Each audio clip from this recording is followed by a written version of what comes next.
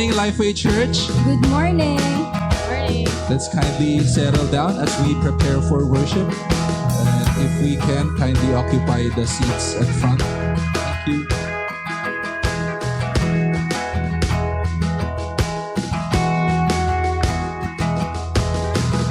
And good morning again, Lifeway Church. What a beautiful morning we have. And it is our privilege that we can worship our God today, this morning. So why don't we all stand and let's shout our praises today at our Lord God.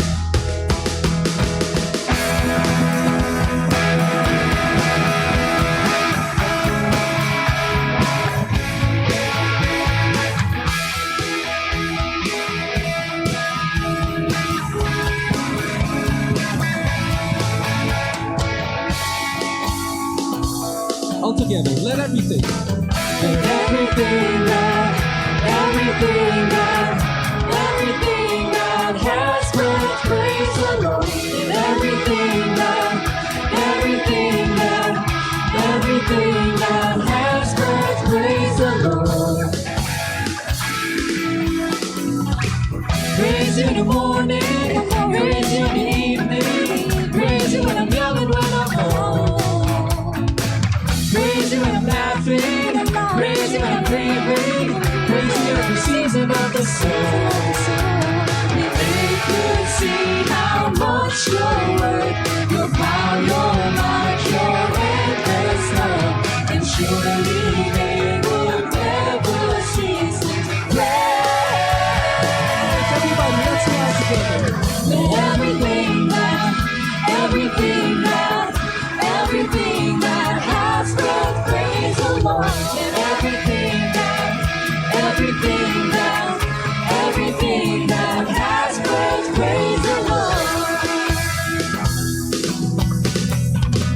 Praise in the heavens, join with the angels, praise you forever and a day. Praise you on the earth now, join the creation, how all the nations sing your praise. If they could see how much you're worth, your power, your might, your endless love, then surely they would never cease to praise. Shout out together. Let everything that has breath, praise the Lord. Let everything that has breath, praise the Lord.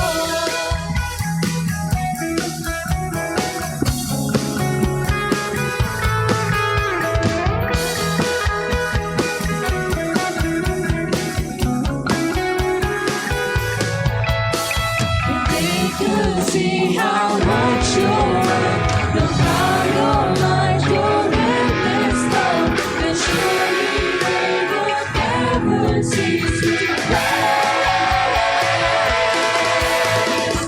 Let everything that has breath, praise the Lord. Everything that has breath, praise the Lord. Everything that has breath, praise the Lord. Everything that has breath, praise the Lord. Let's give the Lord our best clap offering.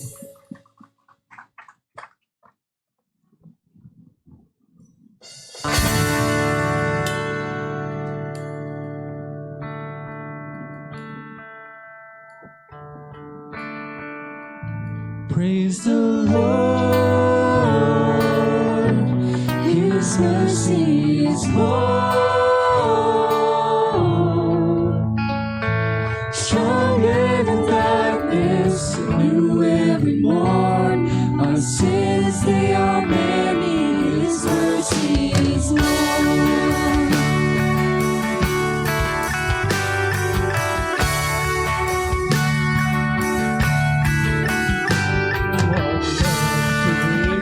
Remember the wrongs we have done.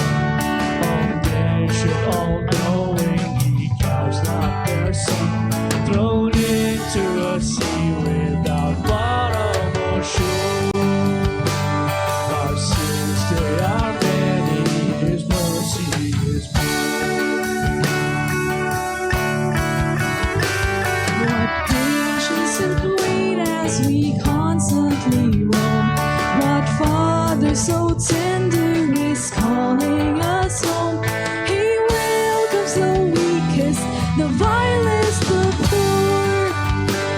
Our sins, they are many, His mercy is more. Praise the Lord, His mercy is more. Stronger than darkness, new every morn. Our sins, they are many, His mercy is more.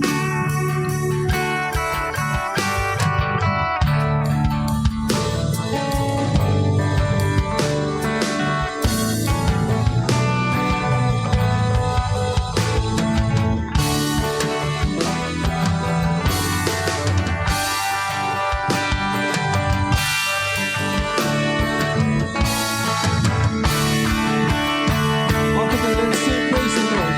Praise the Lord, His mercy is more.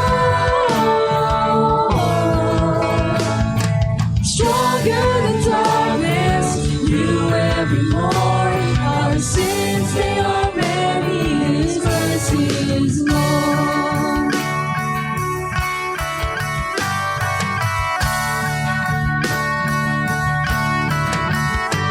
What riches of kindness He lavished on us. His blood was the payment, His life was the cost. We stood in a debt we could never afford. Our sins, they are many, His mercy is more. Praise the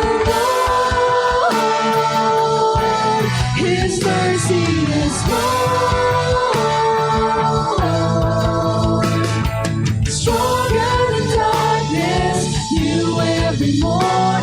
Our sins, they are many, His mercy is more. Praise the Lord, His mercy is more. Stronger than darkness, new every morn. Our sins, they are many, His mercy is more.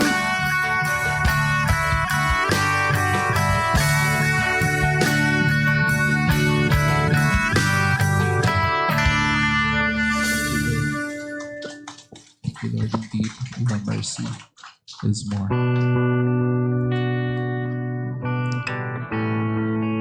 Today, Lord, we remember what you did on the cross as the greatest expression of love this world will ever see. Indeed, Lord, our sins are many, but through your Son, Lord Jesus Christ, indeed, Lord, your mercy is more.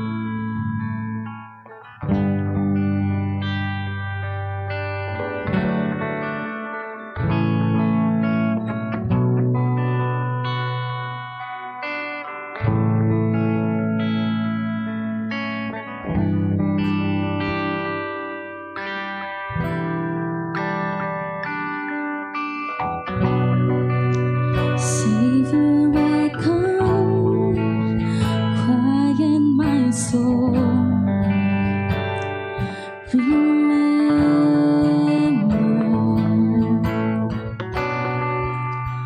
redemption's in where your blood was spilled for my ransom.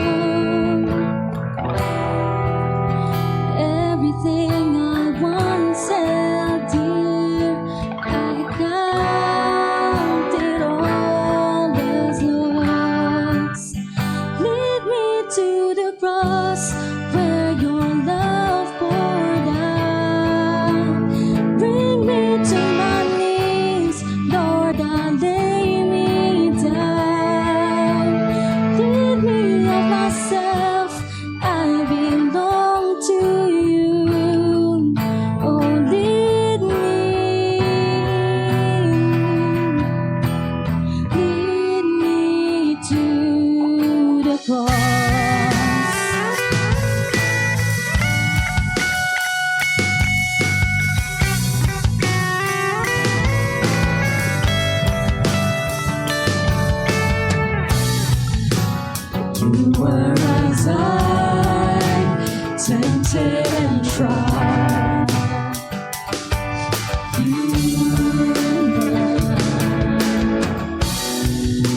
The Word became flesh, all my sin dead. Now you're risen. Everything I once held dear, I count it all as lost. Lead me to the cross where your love poured out. Bring me to my knees, Lord, I lay me down. Rid me of myself, I belong to you. Only me. Lead me to the cross.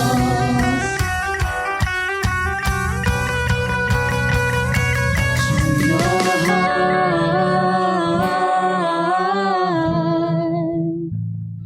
To your heart.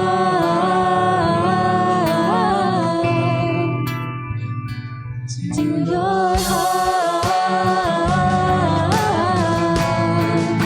Lead me to your heart. Lead me to the cross where your love poured out. Bring me to my knees, Lord, I lay me down. Rid me of myself, I belong to you. Only me.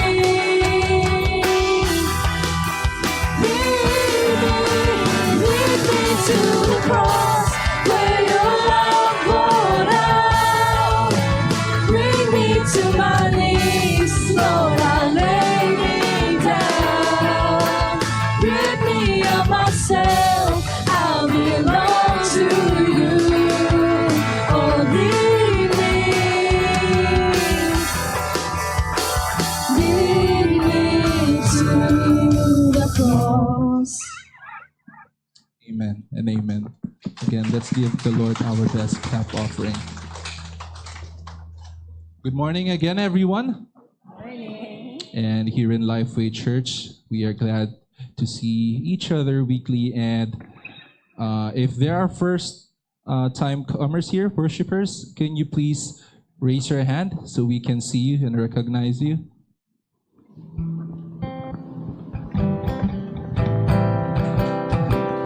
Yeah, I think there is on this side. Welcome to Lifeway Church. So let's go around, shake each other's hands, and sing this song. Love the thrill that I feel when I get together with God's wonderful people. Love the thrill that I feel when I get together with God's wonderful people. What a sight just to see all their happy faces, praising God in heavenly praises. What a thrill that I feel when I get together with God's wonderful people. The thrill that I feel when I get together with God's wonderful people. Love the thrill that I feel when I get together with God's wonderful people. What a sight just to see all their happy faces, praising God in heavenly places. What a thrill that I feel when I get together with God's wonderful people.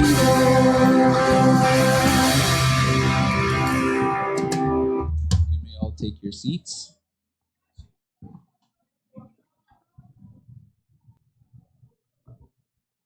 All right. Thank you, worship team. Good morning, church. Let everything that has breath praise the Lord. Raise your hand if you're still breathing po.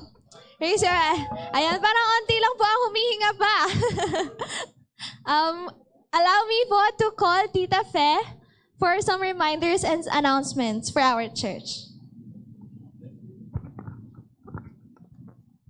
Good morning. I have 3 announcements today. Firstly, of course, before we go to the election concerns, I would like to inform everyone who are in charge of the units, no, or the department you lead.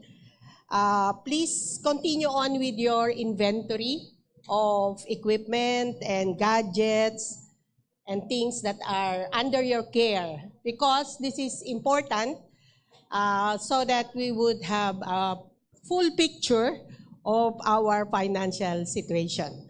Okay, secondly, of course, we would like to announce, it was actually since 2 weeks ago that we have changed guards on the leader of our praise team, not praise team, how do you call them? Worship team leader.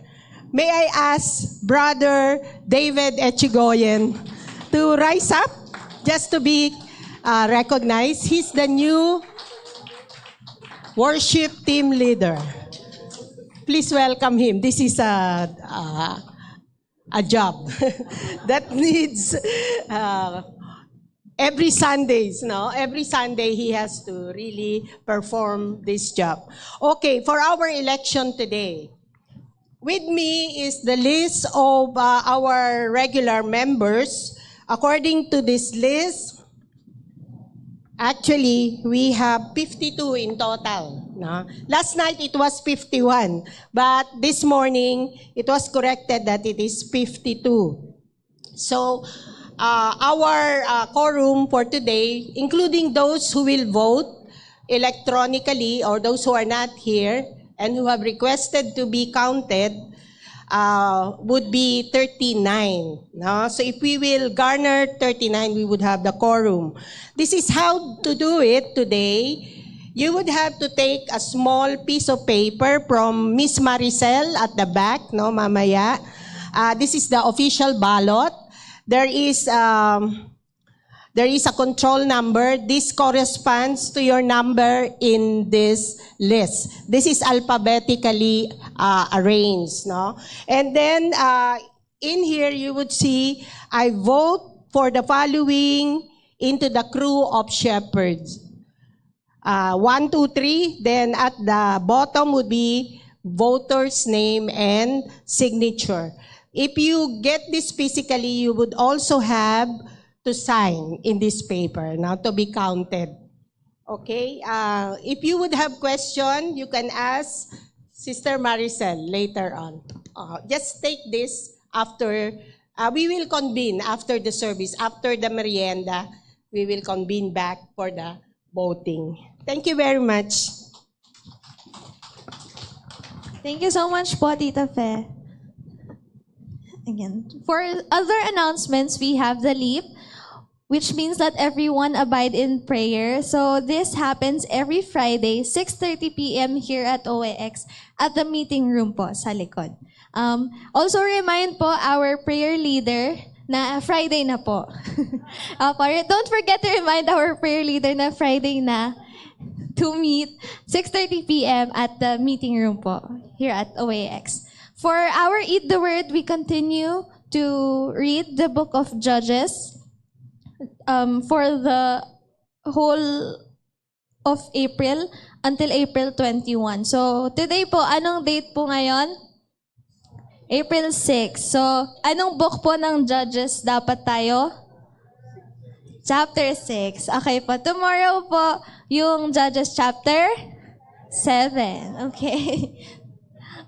Hindi pa po. Opo. Again, reminder to everyone to vote for the elders later. Kanino po kukunin ang form? Kay Ms. Maricel po. Okay.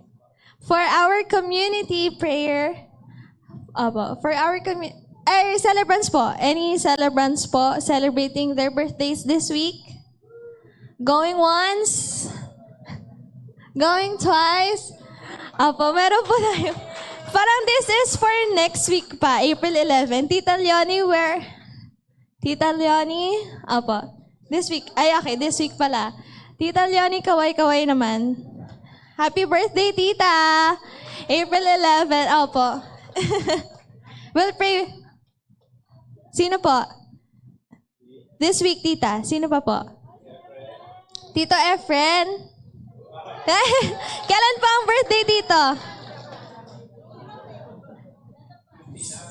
Ate Christina po. Kailan pa ang birthday dito, Efren? July. Tito, joke na. Si Ate Christina po ay 11 din po? Ay, okay. So, sabay po sila ni Tita Leonie. Okay. So, we celebrate birthdays po kasi here in Lifeway Church. We celebrate... Yeah. For our community prayer po, we have the Paranan people group. In other dialects po, meron ang tawag po sa kanila ay Palanan. So, Paranan or Palanan. They are located in the northeastern coastal regions of Isabela, specifically around Palanan Bay. They are known for their fishing activities due to their proximity to the Pacific Ocean, as well as hunting, rattan gathering, and trading with neighboring lowland communities. They are sometimes referred to as lowland negritos. They are 19,000 in total, and their language is Paranan or Palanan. So their scripture translated are portions of the New Testament. So let's continue to pray for the whole New Testament translation for their language. Next is the Valencia Bukidnon, or the City of Golden Harvest. So, City of Golden Harvest po because agricultural po ang Valencia. Abundant po ang crops dito like pineapples, bananas, and other fruits. The city is a key player in Mindanao's agricultural industry, earning its Golden Harvest title because of the vast produce it yields each year. Dito po sa Valencia, Bukidnon, hindi lang siya Golden Harvest, may kita pa din po natin ang Lake Apo, Mount Kitanglad Range Natural Park, and Pulangi River. So their dominant religion is Roman Catholic, population 216,546, and a high rate of poverty, which is 24.87. Their economy is based on commerce and trade. And let's pray for their mayor, Azucena P. Huervas. So, we continue to pray for our adopted school, which is STI. And we have no programs yet for STI. So, let's continue to pray that the Lord opens doors for STI to know Christ and to evangelize with the people. Lastly po, let's continue to pray for our church. We are entering a crucial process, especially with the election of elders. We will be voting later. So let's pray for Lifeway Church. Ayan. Also, we continue to pray for the Philippines po. So everyone will pray for the Philippines and Lifeway Church. This side po will pray for STI. Please pray for STI, Valencia Bukidnon, and the Paranan People Group. Okay po. And then everyone will pray for Lifeway and the Philippines. I'll give a minute or two, and then I will close us in prayer.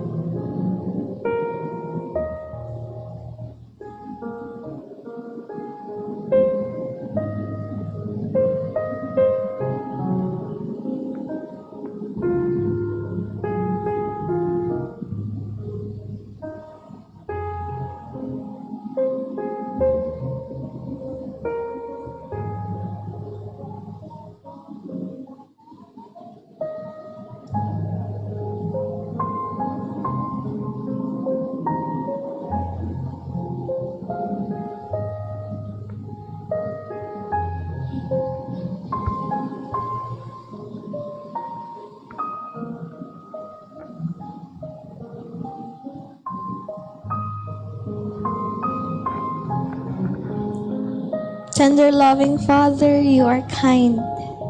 You are all-knowing. We thank you for your renewed grace and mercy. Lord, we lay our requests to you that you allow us to choose to share the love you gave us. Allow us to be compassionate to other people.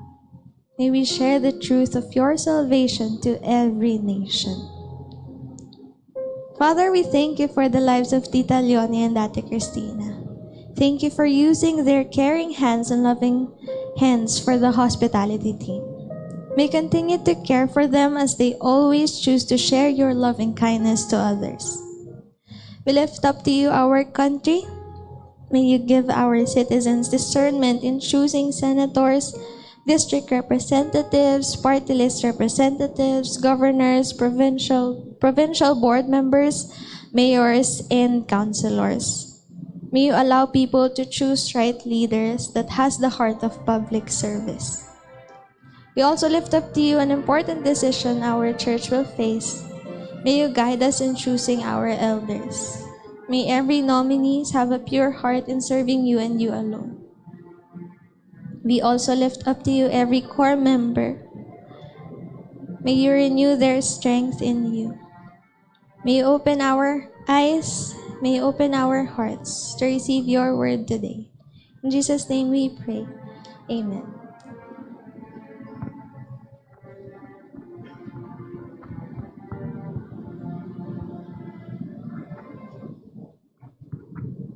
In First Peter 4:10, it says, God has given each of you a gift from his great variety. Use them well to serve one another. Again, we do all these things to honor God and to provide for the work of his kingdom here on earth. So may I please call the ushers to come forward and let's pray. Our dear Heavenly Father, indeed, how sweet the sound of your amazing grace, the greatest expression of love we could ever receive. We remember the blood that was shed on the cross of Calvary, the ultimate expression of love, grace, and mercy. And as your children, Lord, we express our love by obeying this commandment, Lord, to give what is only truly yours, Lord. We thank you, Lord, for all of your provisions and blessings in our daily lives. And may these things provide and further the work of your kingdom here on earth. We thank you, Lord. We love you. In Jesus' name we pray. Amen.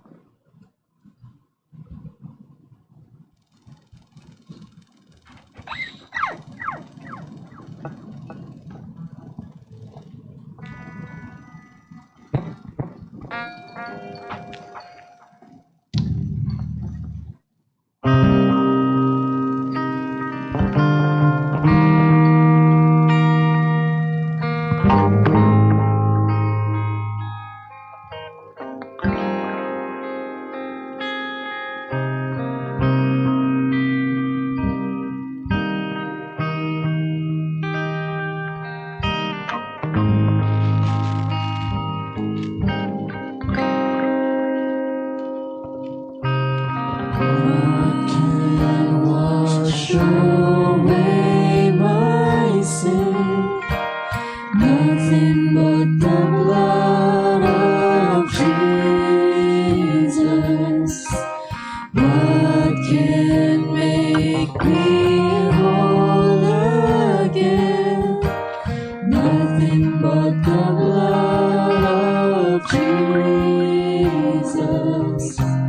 Oh, precious is the flow that makes me white as snow. No other fount I know, nothing but the blood of Jesus.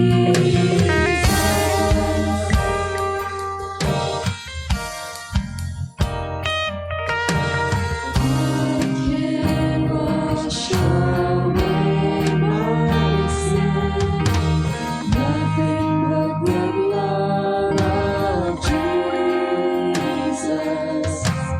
That can make me whole again, nothing but the blood of Jesus. My pardon this I see, nothing but the blood of Jesus. For my cleansing is my plea, nothing but the blood of Jesus.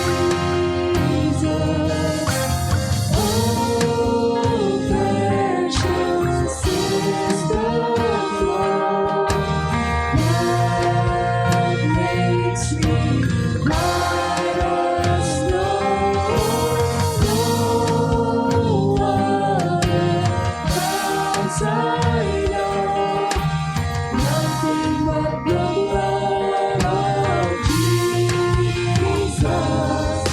Nothing more precious is the flow that makes me white as snow. No other founts I know, nothing but the blood of Jesus.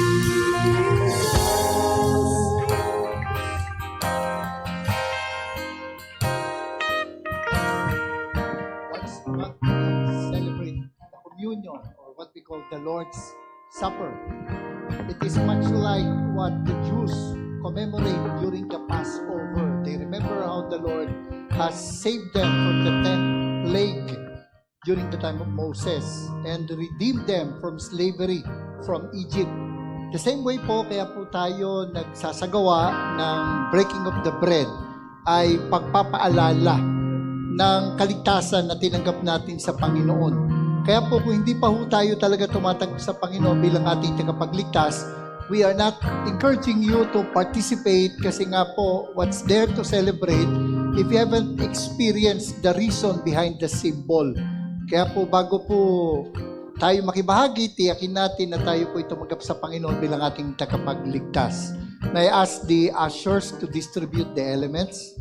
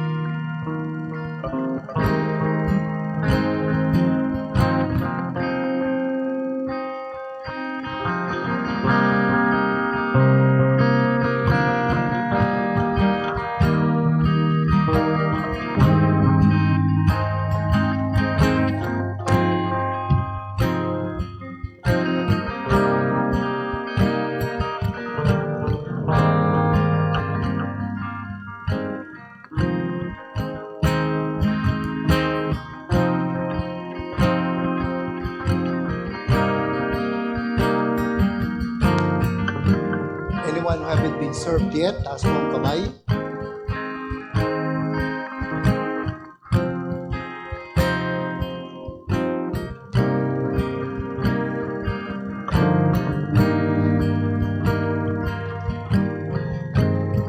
Type mo lahat ito.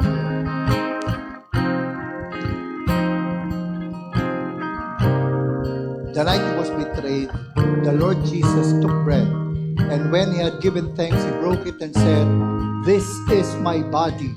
Take and eat. Do this in remembrance of me." Let us eat the symbol of the Lord's body.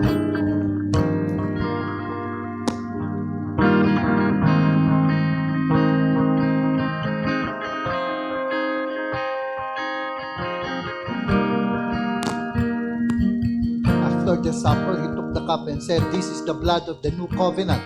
Take and drink. Do this in remembrance of me." Let us drink the symbol of the Lord's blood. Hold on to the cup. Let us pray. Father, we thank you for this visual reminder of your death on the cross. As the Passion Week is fast approaching, I pray, O Lord, that we will take this time to reflect on the salvation that we have received because of your death on the cross.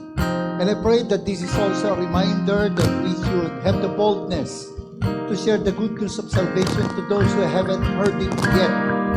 We thank you, O Lord, and I pray that you would continue to work in our hearts also. Unite our hearts as one body. It's also the meaning of this breaking of the bread.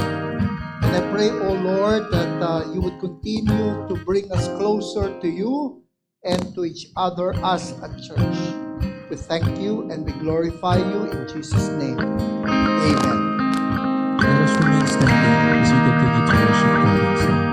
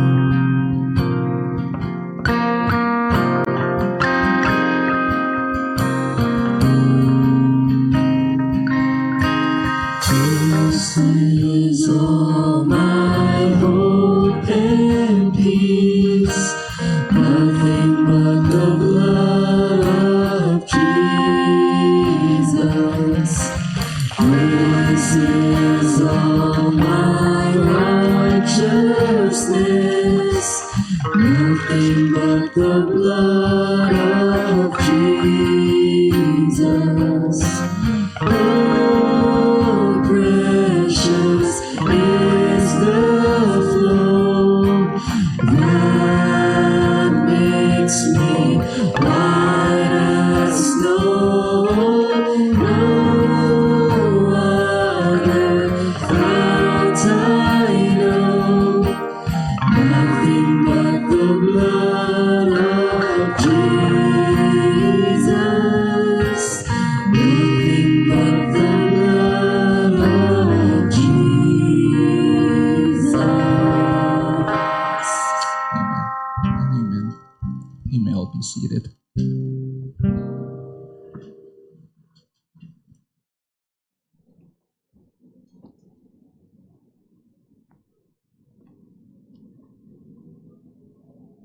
Thank you.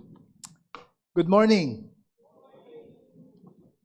You know, these past few days, we've been seeing a lot of road rage incidents, no? Grabe, dahil mainit ang ulo ngayon sa kalsada. Yung isa nga, sa kabila lang no? And it even ended tragically.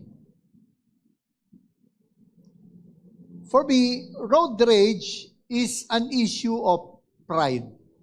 You agree? Pride yun. Kasi gusto natin, we want to have the last say. Ayaw natin nung, kumbaga parang nasuntok ka, hindi ka man lang nakaganti ng suntok. Namura ka, ayaw mong, hindi ka man lang nakaganti ng sigaw. Hindi ka makamura kasi Christian ka eh. Kaya hopefully, yung nasigawan mo, hindi naka-attend na Lifeway. We want to have the last say. We want to prove that we are right and the other driver is wrong. Alam niyo, pag tayo nagmamaneho, we think that those who are driving faster than us are maniacs. And those who are driving slower than us are stupid. Ang piling natin tayo lang ang pinakamagaling o pinakamaayos na magmaneho sa kalsada. No, pag mas mabilis sa atin, mga taong reckless. Kapag mababagal, mga pagong. Kaya ang gustong-gusto natin makaganti. We want to get even. Kapag nakatayo, habulin natin. Di ba? Such road rage incidents should have ended differently had someone decided to follow the line of Elsa in Frozen. Let it go. Di ba? Let it pass. Ayaw mo na lang. Hindi naman ikababawas ng pagkatao mo kung palalampasin mo na lang And it's not limited to our roads. Pride also fuels conflicts in our relationships, whether in our families or in the church. It takes humility to let go of our pride. Kaya lang ang problema, it cuts against the grain of our selfish nature. Kasi by nature, tayo po ay makasarili. By nature, we are proud. Parang sabihin nyo, Pastor, hindi naman ako proud. Hindi naman ako selfish. Hindi naman ako makasarili. Talaga? Kapag may group picture, sino una mong tinitingnan? Di ba sarili natin? As we start our Lent series this month, ay dadaan po tayo sa Philippians chapter 2, verses 5 onwards hanggang verse 11, 13. We will reflect on the humility and exaltation of our Lord Jesus Christ. And open your Bibles in Philippians chapter 2, verses 5 to 8. Ang ating pag-uusapan ay our humble God. Our humble God. At sabi po rito sa Philippians chapter 2, verses 5 to 8, sabay-sabay po natin basahin. 1, 2, go. Adopt the same attitude as that of Christ Jesus, who, existing in the form of God, did not consider equality with God as something to be exploited. Instead, he emptied himself by assuming the form of a servant, taking on the likeness of humanity. And ang sabi rito, dali lang natin yung pagpindot. Yan. And when he had come as a man, he humbled himself by becoming obedient to the point of death, even to death on a cross. Tayo po'y manalangin. Lord, may your example encourage us. Your humble example to seek to become like you. May it encourage us. Speak to us, Lord. Confront us regarding our pride. And teach us how to be humble like you.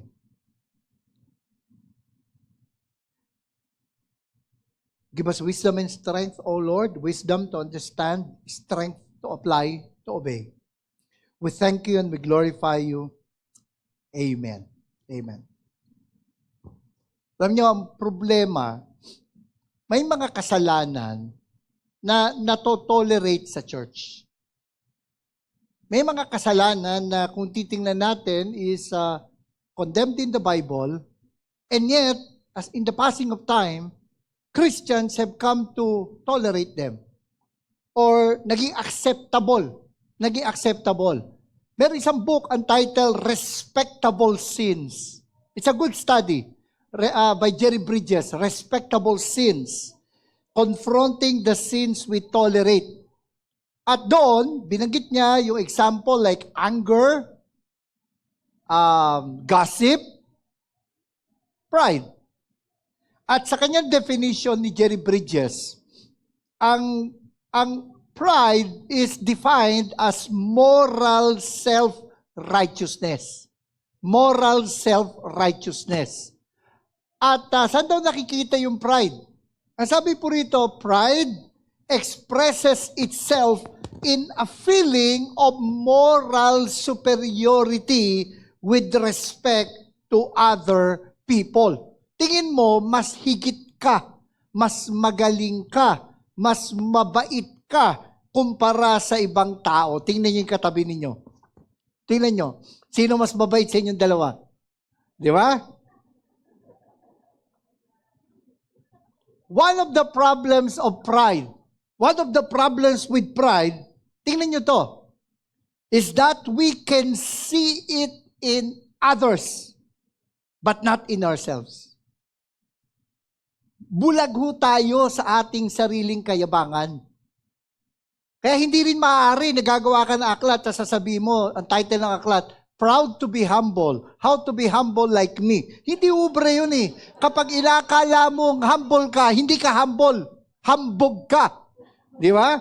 The problem with pride, it makes us judgmental. Okay? Kaya nga, moral self-righteousness, moral superiority. It makes us think we're better than others. That we're superior than them. And as I've said, mahirap i-detect kung meron tayong pride. Sabay-sabay po tayo, lagay po natin ating kamay sa ating bibig, tapos huminga po tayo. May nakalimutan po ba kayong gawin ngayong umaga? Nagsipilyo po ba kayo? Pride is like bad breath. Everyone knows that we have it except us who have bad breath.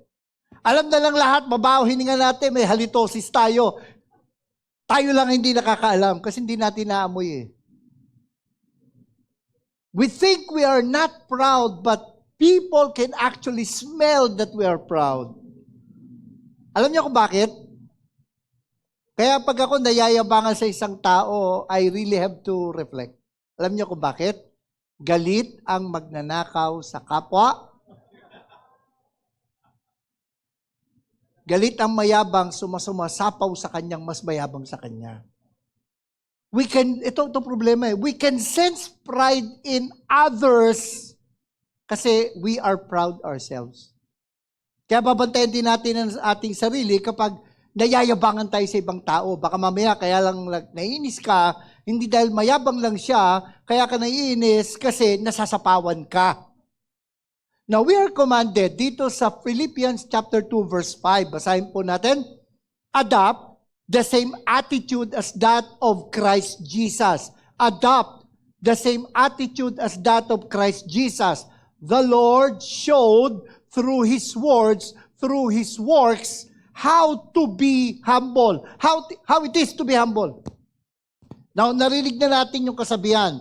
To err is human, to forgive is divine.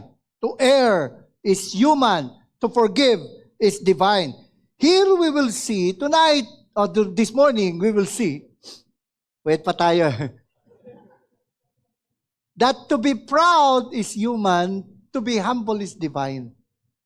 To be proud is human, to be humble is divine.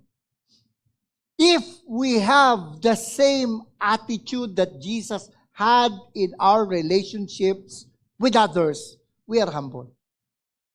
If we don't have the same attitude, then we are proud.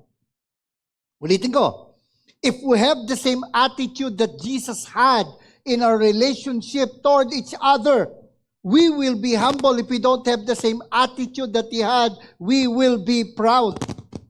Now, what was the attitude of our Lord Jesus that we need to adopt? Tingnan po natin dito sa verse 6. Ang sabi rito, the Lord is described as someone who, existing in the form of God, did not consider equality with God as something to be exploited. Now, pag binabasa po natin itong Philippians chapter 2, verses 5 onwards, you have to divide it into 3. I'll be speaking this morning and next Sunday on the first part. Technically, ang tawag po doon, the pre-existence of Christ. Okay, bago po nagkatawan-tao ang Panginoon, sino siya? Ano siya? Diba? And then, yung pong itawag na humiliation of Christ or humility of Christ, yung kanyang kamatayan sa krus. At saka pagkatapos po noon, yung exaltation. The last 2 Sundays of April will be devoted to that by other guest speakers. Apo? Note na bago po nagkatawan-tao ang ating Panginoon. By the way, tip lang. Kapag may kausap po kayo na hindi naniniwala na ang Panginoon ay kapantay ng Diyos, alam ba, po-point out nila, ang Diyos hindi napapagod, but si Kristo napagod. Ang Diyos di nagugutom, bakit si Kristo nagutom? You have to look at the 3 parts. Pre-existence, humiliation, or incarnation, or yung pagkakatawan tao from the word karne, meaning pagkakatawan tao, pagsasalaman, and then yung po exaltation. Kadalasan, yung mga verses na sinabing napagod ng Panginoon, nagutom ang Panginoon, or hindi alam ng Panginoon kailan siya babalik, nandun siya sa portion ng humiliation. Hindi ibig sabihin nun, that does not necessarily deny the truth that He is equal with God. Yan ang tatandaan natin. Now, dito, ang sabi po sa verse na ito, before He became man, ang sabi, the Lord was existing in the form of God. The Lord was existing in the form of God. Now, ano ba yung form? Kasi sa Tagalog, sa malalim na Tagalog or lumang Tagalog, anyong Diyos. Pag tinignan mo sa Greek, yung salitang form ay ibig sabihin nature. Nature. Diyan kinuha yung salitang metamorphosis. Kasi yung salitang form was from the Greek word morphe, meaning nature, intrinsic nature. Kaya nga sa New International Version ng pagkakasabi, being in very nature God. So ang Panginoon, bago siya nagkatawan tao, siya po ay may kalikasang Diyos. Ang Panginoon po ay Diyos. Ngayon, ano ibig sabihin ng siya ay Diyos? Yun ang babantayan din natin. By the way, you could watch yung latest episode namin sa Expositors Edition. Noong nagpunta ako sa North Cotabato, yun ang ni-request na topic, Trinity. So, mapapanood nyo yung lecture sa YouTube sa Expositors Edition. At piniliwanag ko doon, kapag may kausap ka na isang grupo na hindi naniniwala na ang Panginoon ay Diyos, pag sinabi natin tayo, pag nag-uusap tayo, sinabi natin si Kristo ay Diyos, hopefully nakakaintindihan tayo. Pero kapag kausap mo, yung hindi naniniwala sa pagka-Diyos ni Kristo, magtataka ka, ganito yung kanilang approach. Halimbawa, sabi mo, si Kristo ay Diyos. Tapos sasagutin ka nila, kung si Kristo ay Diyos, bakit nung binautismuhan siya, may nagsalita sa taas, kung si Kristo ay Diyos? Kung si Kristo ay Diyos, bakit may dinasalan siya? Sino yung kausap niya? Mapapaisip ka. Yung pala, kasi nga dinigdik ng dinigdik sa kanila na ang Diyos ay ang Ama lang, kaya ang intindi nila, pag sinabi mong si Kristo ay Diyos, akala nila ang sinasabi mo si Kristo ang Ama. And that's not what we're saying. Kaya nga sinabi natin, God is eternal. There's one God, eternally existing in 3 persons, the Father, the Son, and the Holy Spirit, and each person is God. Ang ibig natin sabihin, yes, the Father is God, the Son is God, the Holy Spirit is God. There is only one God, hindi 3 gods. The Father is not the Son. The Son is not the Father. Nung sinabi ni Jesus na I and the Father are one, what He was saying was, equal siya with the Father. Kaya nga sabi sa Bible, sa John chapter 5 verse 18, nung tinawag ni Kristo ang Ama na kanyang sariling Diyos, nagalit ang mga Hudyo sa kanya sapagkat ipinapantay niya ang sarili niya sa Diyos. Ang ibig nating sabihin, si Kristo, pag sinabi nating He is God, ang ibig nating sabihin, siya ay kapantay ng Diyos. He is not the Father, kapantay siya ng Diyos. The Father is not the Son is not the Father. The Son is not the Spirit is not the Son. The Father is not the Spirit is not the Father. Yan ang ating dapat linawin kapag may mga kausap tayong ganyang mga tao. Apo? I will not belabor the point. You can watch na lang yung sa YouTube para naman kahit papaano may konti akong views. Dagdagan nyo naman. No? When we say Jesus is God, what we mean is He is equal with God. He is not the Father, but He has the same divine nature as the Father. Nung sinabi sa Bible, in the beginning was the Word, and the Word was with God, and the Word was God. John 1:1. Ang ibig sabihin nun, number 1, in the beginning was the Word. Bago pa man, sa simula pa lang, nandun na siya. Hindi siya unang nilikha. Siya ay kasamang lumikha. In the beginning.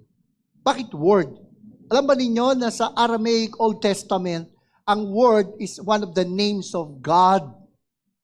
And He's with the Father. Sabi doon, in the beginning was the Word, and the Word was with God. Ang mahirap lang, medyo gawin natin, medyo we will go on a deep dive. Medyo malalim ito. Sabi doon, the Word was with God. Then, ang sabi, the Word was God. Noon na nalito ako doon eh. Sabi, kasama niya ang Diyos, tapos siya mismo yung kasama niya. Parang, ang hirap intindi, no? Pero pag inaral mo sa Greek, ang ibig sabihin ng the Word was God, kung ano yung Diyos, ganun siya. What God was, the Word was. So, the Lord is by nature God. But, ang sabi dito sa verse 6, He did not consider equality with God as something to be exploited. Yes, He is equal with God, but He did not take advantage of His equality with God. He did not exploit it for His selfish wants. When the Father sent Him to become our Savior, to become man, He did not say, just send other angels. Wag ako. Hindi siya katulad ng iba sa atin, pag inutusan ng magulang, nagiging paniki. Ba't ako? Di ba? Sumunod siya. He would have stayed in heaven, but He decided to go down. At anong ginawa ng Panginoon? He became man. Anong sabi dito sa verse 7?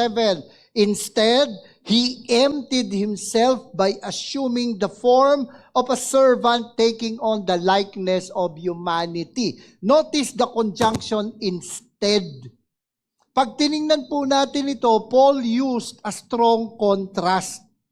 Pag sinabi, yung Greek word dyan sa instead, either or. Hindi pwedeng both. Parang halimbawa, kanina, may puto, may kutsinta.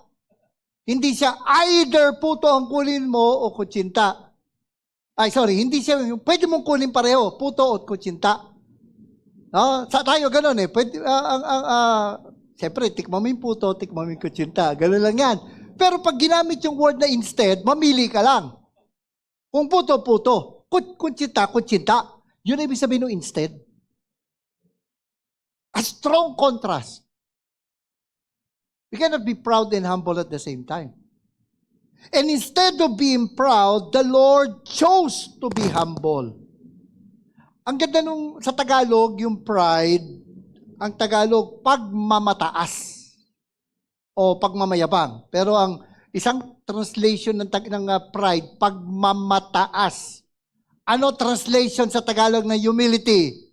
Pagpapakumbaba. Take note, pagmamataas, pagpapakumbaba. And the Lord literally did that. Bumaba siya dito sa lupa at naging tao. Now, anong ibig sabihin nung He emptied Himself? May mga nagkakamali na intindi dito, parang yung, kasi sa Tagalog na malalim, hinubad niya ang kanyang pagka-Diyos. Ano ibig sabihin nun? Nawala yung pagka-Diyos niya? Parang t-shirt na hinubad muna, sinampay sa isang sulok, sa sampayan, pagkatapos isinuot uli. People thought, nang ibig sabihin niyan, He lost or He left His divine nature. Now that is a very dangerous interpretation. That is a wrong interpretation. Bakit? It goes against the teaching of the Bible that God does not change. If Jesus is equal with God, He does not change. Hindi nawala yung kanyang pagka-Diyos, hindi na bago yung kanyang pagka-Diyos. Kasi alam ninyo, tawag dyan immutability. Kapag ang Diyos nagbabago, matakot na tayo. Kasi kung nagbabago ang Diyos, how can we be sure that He will keep His promises to us? Kung nagbabago siya. At kung totoo yun, iniwan niya, ibig sabihin, hinubad niya literally yung kanyang pagka-Diyos, isinampay sa isang sulok, tapos nung bumalik siya, naging Diyos siya uli. Aba, ang ibig sabihin niyan, yung mga taong katulad natin, pwede rin maging Diyos pagdating ng araw. Kaya hindi mo tama yung interpretasyon na yun na nawala yung kanyang pagka-Diyos. Maganda yung sa New Living Translation. Ang sabi sa New Living Translation, He gave up His divine privileges. He gave up His divine privileges. That means, technically, without ceasing to be God, He became man. Hindi nawala ang kanyang pagka-Diyos nang siya ay naging tao. Kaya ang term na ginagamit namin dyan, undiminished deity, perfect humanity. Pasensya na kayo, medyo may hangover pa ako nung isang meeting ko. Meron kasing isang dadaan sa ordination. Now he had the choice. I would be part of the panel or I will be his coach. Either or. So I will just have you as my coach. I don't want you to be questioning me in the panel. And so ni-review namin yung sinula kasi pag yung magpapa-ordain ka, isusulat mo yung statement of faith mo. And so I went through his statement of faith at diniscuss namin itong tungkol dito. Anong ibig sabihin nun?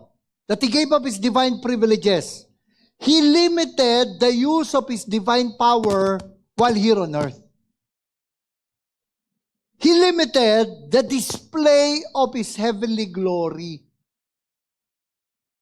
Sabi nga nung isang commentary, yung Bible Knowledge Commentary, it points to the divesting of His self-interests, but not of His deity. In giving up His divine privileges, that doesn't mean He lost His divine nature. In other words, Christ did not hesitate to set aside His self-willed use of deity or godhood when He became a man. As God, ang sabi rito, as God, He had all the rights of deity, and yet, during His incarnate state, yung kanyang pagkakatawang tao, He surrendered His right to manifest Himself visibly as the God of all splendor and deity. So, nung sinabi that He emptied Himself, nung sinabi na He gave up His divine privileges, sa King James Version, New King James Version, ang sabi, He made Himself of no reputation. Para ganito, it is like you're a billionaire who decided to become one of the janitors of your company. Hindi ito yung secret CEO. May TV series na ganyan eh. Na hindi ito. Yung talaga naging janitor ka. He lived with them in the quarters. He ate with them. He worked with them. And even received the same paycheck like them. May kilala akong ganyan eh. Na ang kanyang magulang ay isa sa pinakamataas na executives ng isang real estate company na yung makita yung mga condo na may nakalagay sa taas yung God we trust. At ang ginawa sa kanya, kung tutusin, siya yung heir apparent. Siya yung, kung tutusin, ay pwedeng maging CEO ng company because of the position of his father. Pero ang ginawa sa kanya, nilagay muna siya as the messenger of the company. Siya yung yung mga memo, internal memo and everything. Siya yung taga-akyat baba ng company. Parang katulad ng Robinson, si Lance Gokongwei, ang unang trabaho niya, taga-bukas ng pinto ng mall. Good morning. Good morning. Thank you for coming. Ganun ang ginawa niya. Yun ang ibig sabihin dito. He made himself of no reputation. And he did that by assuming the form of a servant. Ang ganda nung sabi sa contemporary English version. Ang sabi, instead, he gave up everything and became a slave. When he became like one of us. Now, dito ang pagkakaiba ni Jesus. Dito ang pagkakaiba ni Jesus sa mga mythology. Si Jesus hindi myth, hindi legend, hindi alamat. Totoong tao siya. Totoong tao sa history. Ang sabi, he became like one of us. Anong ibig sabihin nun? Kasi may mga mababasa tayo sa Greek mythology. Like for example, Zeus took on human appearance and then he had sexual relations with the mother of Hercules. Di ba? Or Poseidon. And then he had the child, si Percy Jackson. Kaya nagbabasa nun. Di ba? Hindi ganon. Talagang naging tao. Hindi nawala yung kanyang pagka-Diyos, nagdagdag siya ng human nature. He did not just pretend to a man, he did not just look like a man, he became man. He's 100% God, 100% man. At ang sabi dito, tingnan nyo, and when he had come as a man, he humbled himself by becoming obedient to the point of death, even to death on the cross. Notice yung word na he humbled himself. What he did when he became man was an act of humility. Kaya sinasabi natin, to be proud is human, to be humble is divine. We are more like the Lord when we humble ourselves. God willing, next week we'll talk about the death of the Lord on the cross.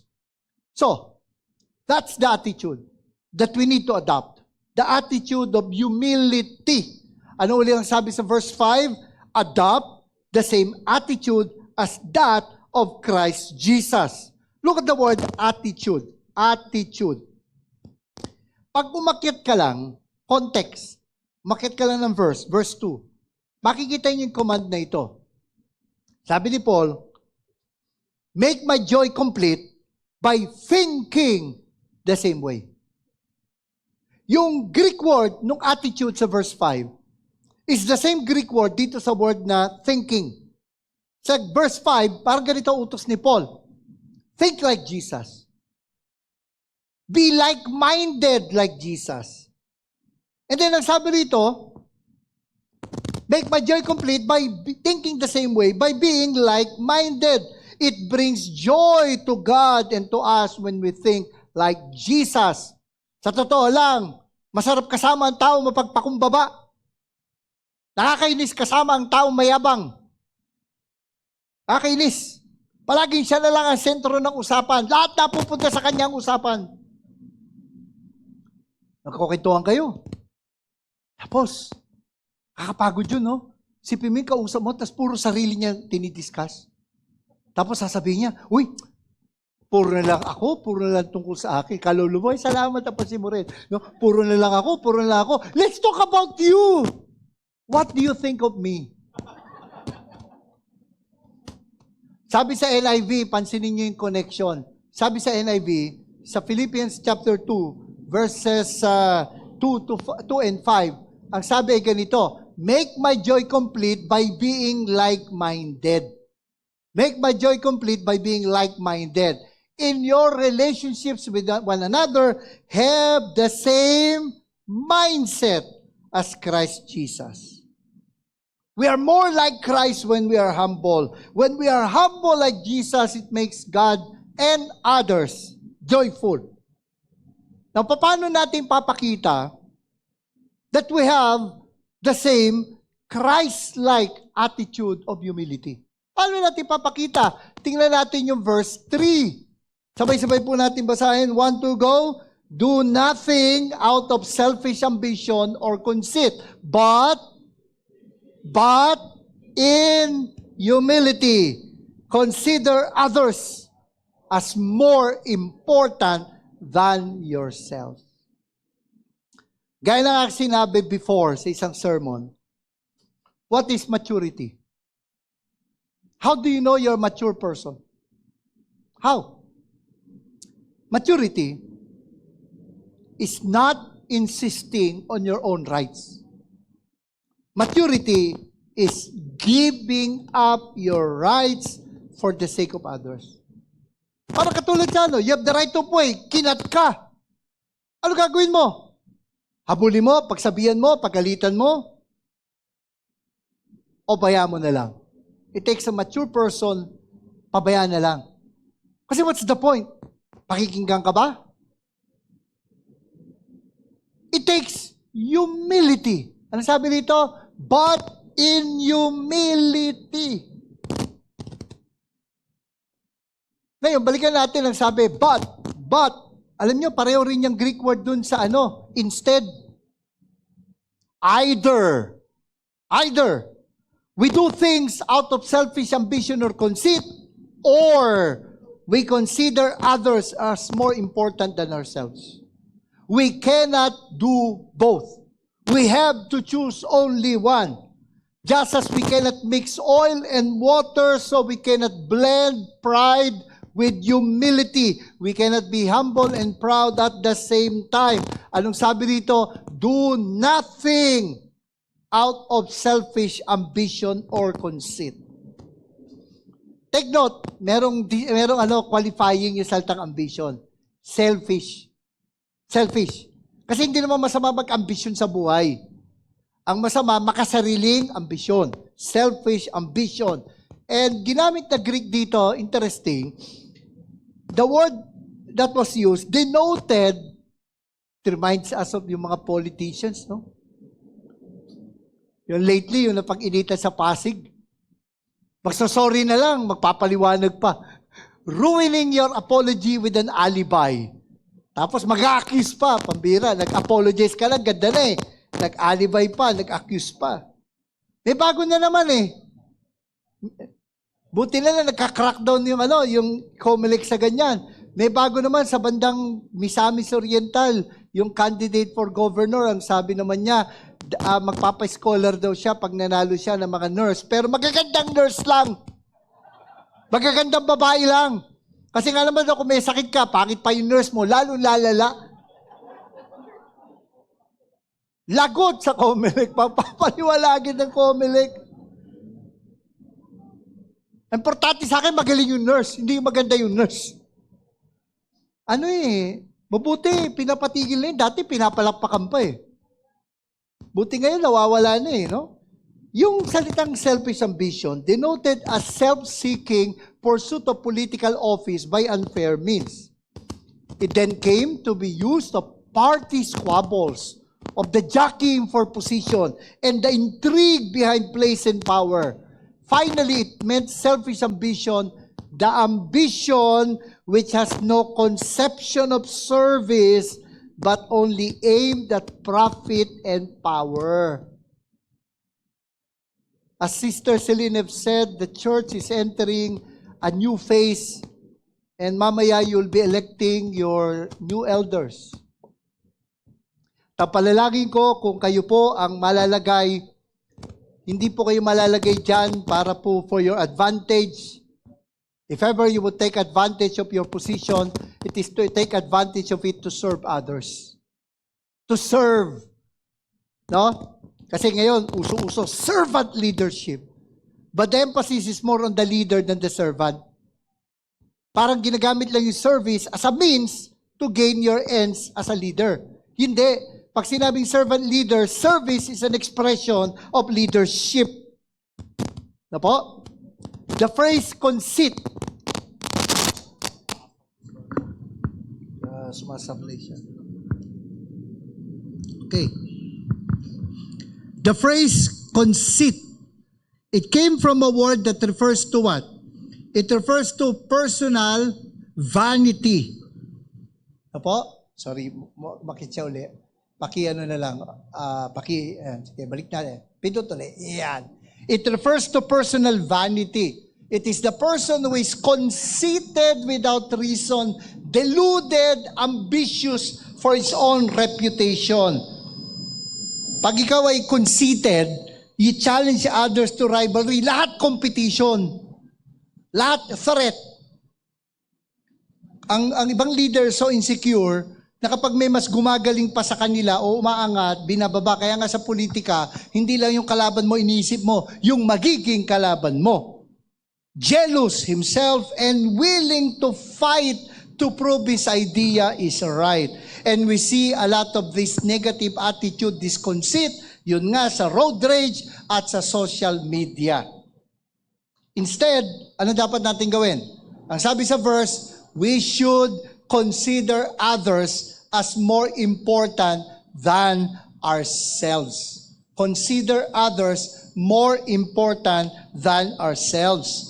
Selfishness, pride, is bringing down people in order to bring ourselves up. Binababa mo ibang tao para may taas sila. Sisiraan mo sila para magmukha kang buo. Dudumihan mo sila para magmukha kang malinis. Hindi mo alam, pag dumampot ka ng putik at ng bato ka, madumi na kamay mo. Humility is lifting people up. Now, humility does not mean you bring yourself down in order to bring others up. Hindi. Hindi naman ganon. Tayo kasi mga Pilipino, yun ang konsepto natin ng pagpapakumbaba. Ibababa mo yung sarili mo to the point na minamaliit mo naman yung sarili mo. Hindi naman yun ang ibig sabihin yan. Kumanta ka sa videoke, naka 98 ka. Tapos magsasabi, galing mo naman. 98 lang nga eh. Dapat 99 yan. Hindi ko naabot eh. Saka 98 ka lang nga eh. Ang dapat mong tingnan kung naka-easy setting yung magic sing mo. Talaga magna-98 ka, ilagay mo sa hard. O kaya, kumanta ka, ang ganda-ganda ng pagkakakanta mo. Sa sobrang ganda ng pagkakakanta mo ng My Way, hindi ka binaril. Di ba ganun sa My Way, di ba? Babariling ka. Tapos, may nagsabing ganda ng pagkakakanta mo. Sakit pangalan mo nung ko yun. Wala pa kang practice yun eh.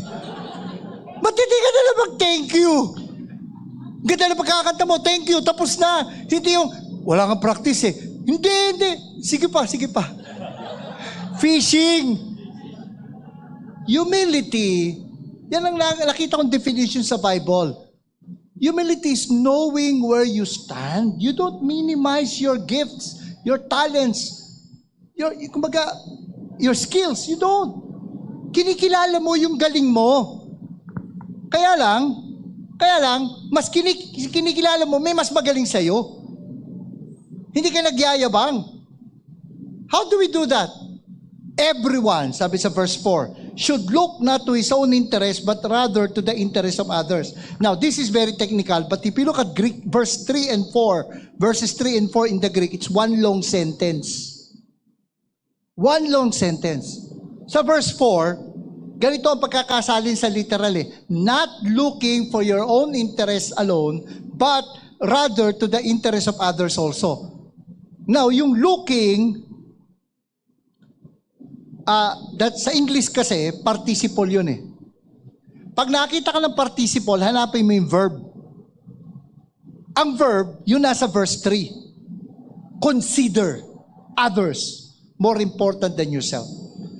Anong ibig sabihin nun? Not looking at your own interest, but rather to the interest of others. Ang purpose ng participle, ipapakita mo paano mo gagawin. How would you consider others more important than yourself? You think of their interest, not of your own. Pride is thinking of your own interest at the expense of other people's interest. Humility is looking for others and not only at your own interest. Hindi ba ibig sabihin you neglect your own needs? Ang ibig sabihin lang, we care more about the needs of others more than our needs. In humility, we are to take the interest of others as our interest. We are responsible for each other and to meet one another's interests. And that is exactly what the Lord did. Anong sabi sa Mark chapter 10 verse 45? Basahin po natin 1-2 go. For even the Son of Man did not come to be served, but to serve, and to give His life as a ransom for many. He came to serve, not to be served. Sa church, may tendency tayo maging selfish. We come to be blessed. Kaya tuloy, nangyari, hinahanap mo entertainment. Pero hindi mo gano'n ang purpose why we go to church. Although, hopefully, pagkatay mo ng church, mabibless ka. Pero that's not your purpose. Our purpose in church is not to be blessed, but to be a blessing. Yun yung pagpipray natin. Anong sabi sa, wala sa PowerPoint ko, anong sabi sa Hebrews chapter 10, verses 24 to 25? Ang sabi doon, let us consider how we may spur one another on towards love and good deeds, not forsaking the assembling of ourselves together, as is the habit of some, but encouraging one another, and so much the more as we see the day approaching. Ano ibig sabihin nun? Let us consider. Yun din yung ginamit dun sa verse 4 ng Philippians 2 eh. Consider others, the interest of others more than yourself. Your interest. Ibig sabihin, pag-aralan mo, pag-isipan mo. Ganito yan. Bago ka pumunta sa church, mag-isip na tayo. Hindi lang kung yung bambag mo, nagmamatch sa shoes, sa blouse. Hindi lang yun, nagko-compute ka, magkano ibibigay mo sa offering. Hindi lang yung nag-iisip ka, saan lakad natin pagkatapos ng church? Saan tayo kakain? Diba? Ang iisipin mo ito, at ipagpe-pray mo, Lord, paano ko magiging blessing sa church? How can I make someone more loving to you and to others? How can I encourage, spur? Sabi nga ng word, spur, motivate, stir up. No, let us consider how we may spur one another on toward love and good deeds. Paano I will help that person see himself as a better version of himself. Paano ko siya matutulungan na ma-encourage siya lalo? Alam mo, mayroon ganun mga tao eh. Yung bang kahit anong estado ng puso mo, basta nag-usap kayo pagkatapos nun, you are so fired up to serve the Lord. Eh minsan, parang mas masarap pang umattend sa mga networking meetings kaysa sa church eh. Nasubukan ko rin yan dati. Pagdating mo doon, ipapower ka eh. Pakipower mo nga ito. Yung mga term na yan eh. Yung mga nag-networking dyan, alam niyo yan. No? Pakipower, minsan encourage mo siya. Kakito mo yung paano ka na mula sa dating distributor, naging manager, si-share mo doon sa tao. Kasi ang goal ninyo, lahat umakyat talaga doon sa line ng ng networking. Buti pa sa networking, nagagawa yun sa church. You go to church to be blessed or to be a blessing. Of course, when you are a blessing, you will be blessed. Pero the goal is to be a blessing, not to be blessed. So prayer mo, bago ka pumunta sa church, Lord, I pray that I will be an encouragement. That the church does not revolve around you. Eh minsan ako sa tagal ko na naging pastor, minsan problema ko yan eh. May mga tao na mas napapansin pa na hindi sila napansin ng pastor. Ako sana nga ako dati, pastor, puro mayayaman lang ang binabati mo. Ha? Pero may nagkasakit, dinala ko sa ospital araw-araw eh. Para sa kanyang radiation therapy, wala naman akong pakinabang doon, di naman mayaman yun. Sasabihin, mayayaman lang pinapansin ko. Nangyari pala, kausap ko siya, may dumating, tinali ko, sandali lang Brad, binati ko, tumagal ang pag-uusap, hindi ko na siya nabalikan. Parang, hindi tayo nagpupunta sa church para sa pansarili nating kapakanan, nagpupunta tayo sa church para sa kapakanan ng iba. Although yung taong yun, nag-apologize na rin sa akin eh. Sabi, Pastor, pasensya na. Hindi pala lahat matutugunan mo. Buti naman nakita mo, kapatid. Salamat. May isa pa nga, nagtaka ako, binlock ako sa Facebook eh. Hindi taga Lifeway. Binlock ako sa Facebook. Ang tagal. Eh wala ako ibang way to contact him. Kundi Facebook lang. Hindi naman member ng church, nakilala ko na sa Facebook. Pero naging magkaibigan kami at natulungan ko siya and everything. Sa araw, talaga nagulat ako, na-block ako eh. Kasi makikita mo lang sa Facebook ko, bilak eh. Hindi unfriend block. Kasi pag unfriend, magugulat ka lang, ba't hindi mo nakikita post niya? Pag tingin mo, add friend. Ay ko. Ito hindi, talagang hindi mo makikita profile niya. Hindi, pag nag-send ka ng message, you cannot send a message to this person. Sa araw nag-message sa akin, nagulat ako. Pastor, pasensya na ha. Binlock kita. Kasi, nung namatay, totoo to ha, nung namatay ang aso ko, hindi ka man lang nakiramay sa akin. Titingnan ko nga yung post ko, Pastor, kung nagsabi ka man lang ng condolence eh. Na-realize ko, gusto ko sinabi niya, na-realize ko, hindi lahat matutugunan mo. Totoo naman! Sa dulo, Pastor, please accept my friend request. Tinanggap ko naman. Kaya ang hirap, no? Ang hirap. And we have to accept the fact na yung mga kapatid natin, they don't exist to meet your needs. You are there for them, not them for you.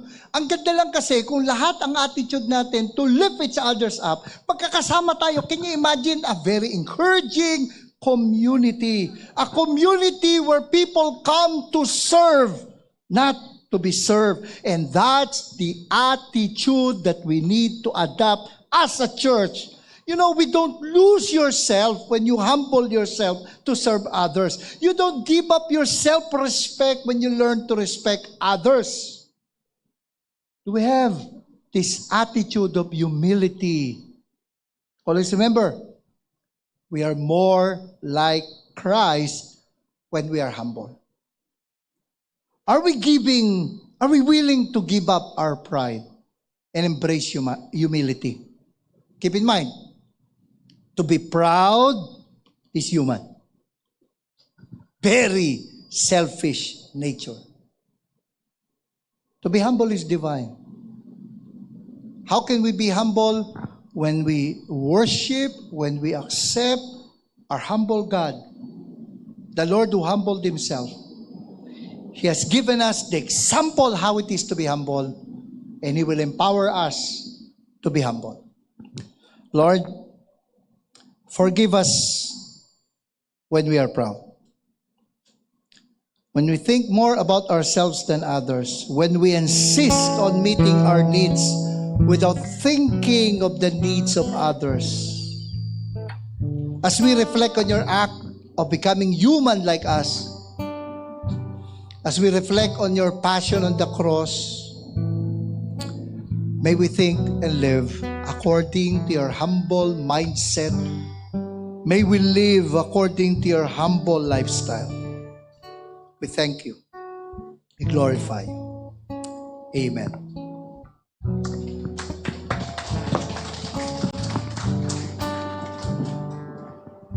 In response to God's word, let us all stand and continue to sing and lift high the name of our Lord.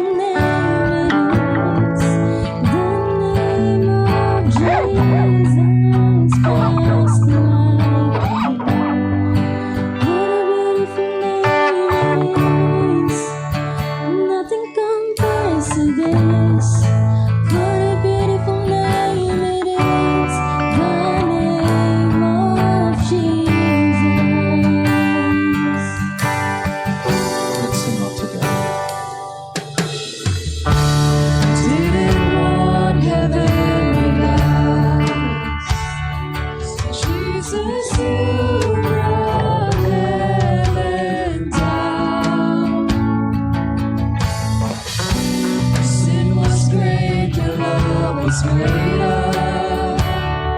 What could separate us now? What a wonderful name it is. What a wonderful name it is. The name of Jesus Christ, my King. What a wonderful name it is. Nothing compares to this. What a wonderful name it is. The name of Jesus. What a wonderful name it is. The name of Jesus.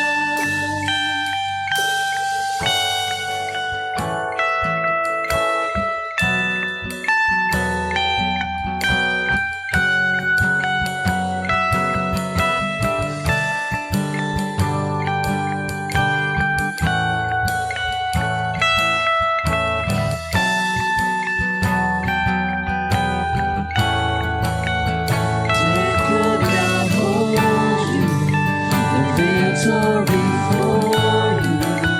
You silenced the voice of sin and grave.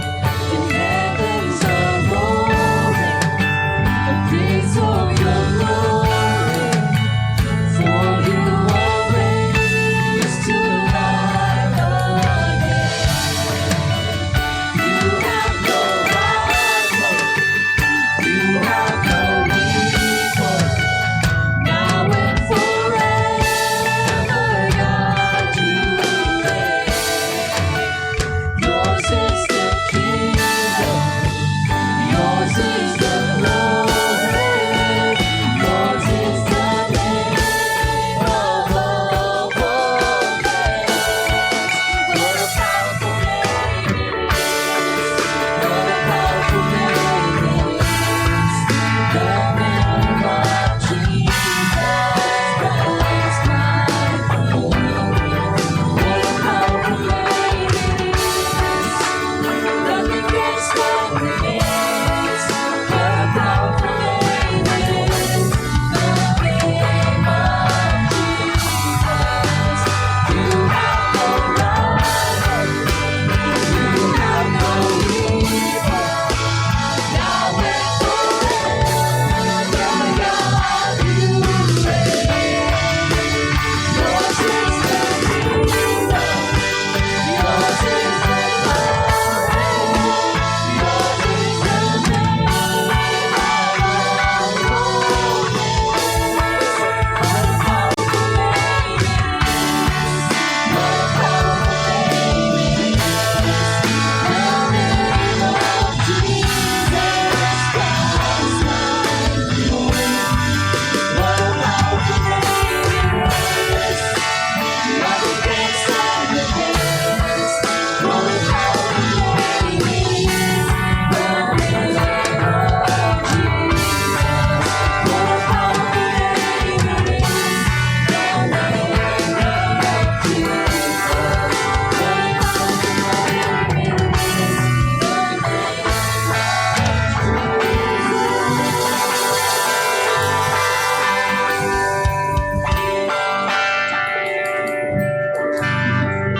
Wonderful, powerful.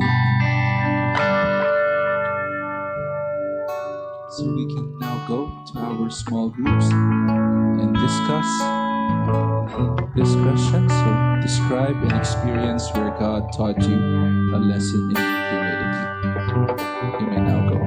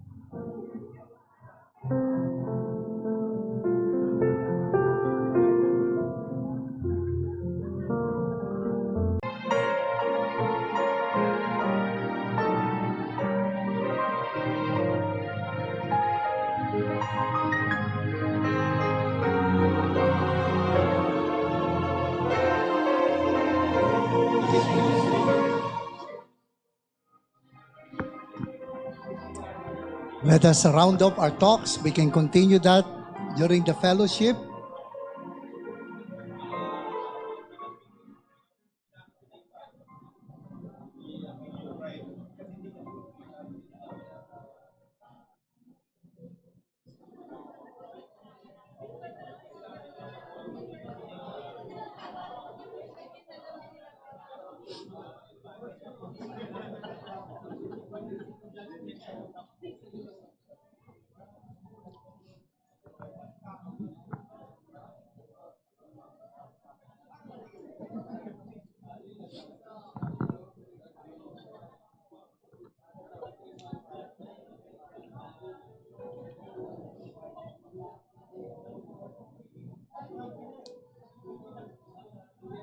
Let us take time to pray as a group. We'll continue our discussion during the fellowship.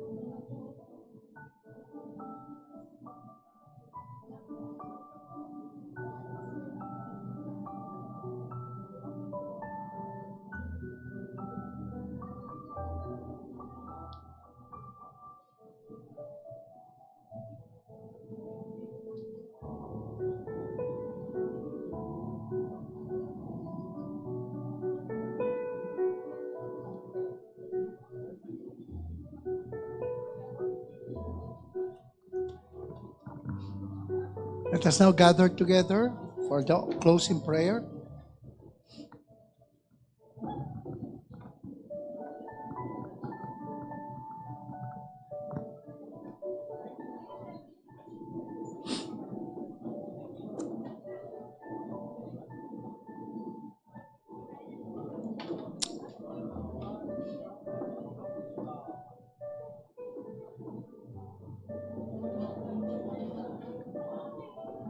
Let us come before the Lord in prayer.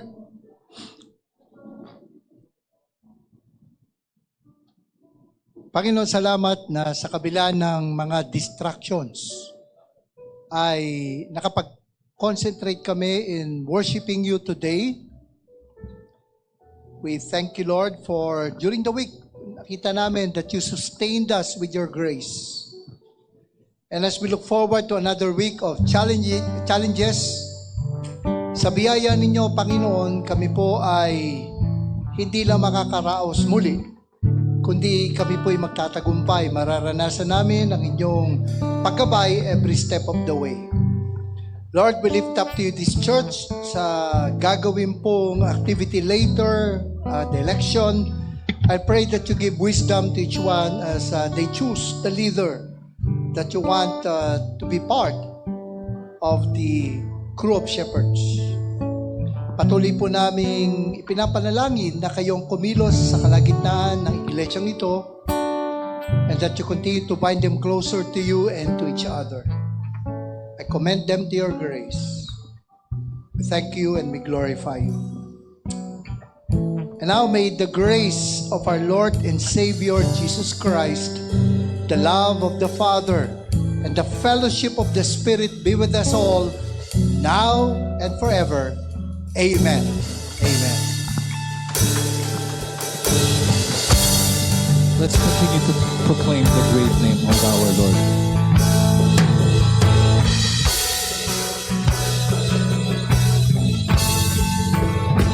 You have no rival.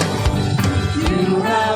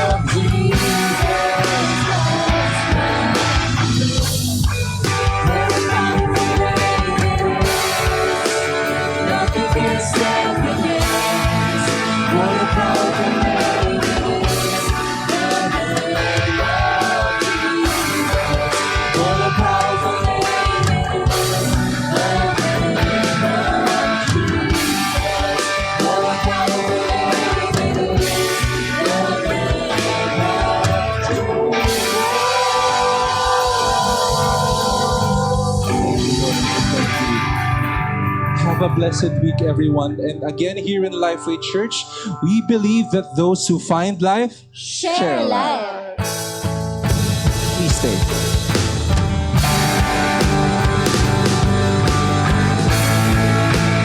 Hello, mga kapatid. Sorry to interrupt. Can you please sit down first before you eat, no? We would like this to be orderly. Alam ko gutom na yung iba sa inyo. Please come back. No? Kanina hindi namin na paliwanag kung paano yung protocol, no? So,